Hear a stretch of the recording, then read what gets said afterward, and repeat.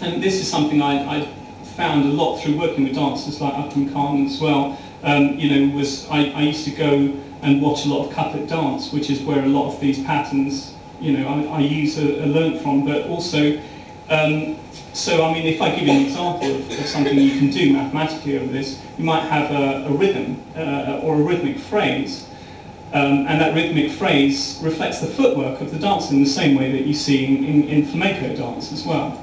So the rhythmic phrase is based on the vocabulary that a dancer will have to learn, and those dancers will learn patterns like de da, which actually tells them what to do with their feet, because it's coming from an oral tradition.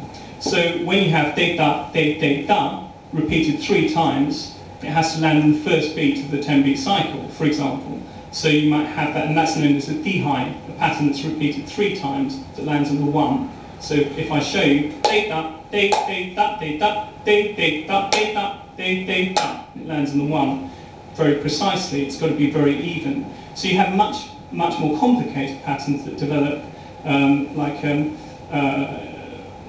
2, 3, 5, 1, 3, 4, 1, 3, 2, 1, 1, 1. 1, 3, 5, 1, 3, 4, 1, 3, 2, 1, 1, 1. 1, 3, 5, 1, 3, 4, 1, 3, 2, 1, 1, 1. And you're back on the 1 again. And it gets more and more elaborate. You can have very long patterns that go over many cycles.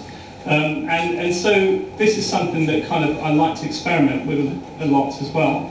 And I created a piece, for example, called The Conference, which we did at the proms, and this was based on a 16-beat cycle with a mad 9-beat moment in the middle. But it's actually in the 16-beat cycle you finish with a D high, so you'll hear the logic of it. It goes 1, decade the 1 2, decade the 1 2 3, decade the 1 3 4, decade the 1 3 5, decade the da 1 3 5, decade the da 1 3 5, decade the da, and you're back in the 1. Okay. So at the end you have this 1 3 5, decade the da 1 3 5, decade the da 1 3 5, decade the da, and that's your D high.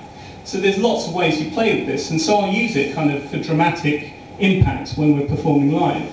And the conference is kind of one such composition that I've come up with, which is based on rhythms that come from working with people like Akram and so on.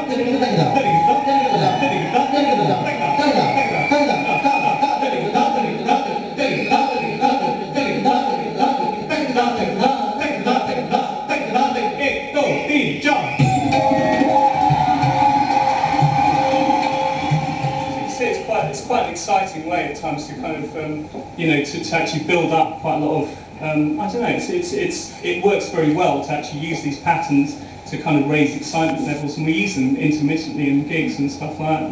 And I've got that really from working with people like Akram and so on, and I think the theatricality of using them is working with people like Simon as well.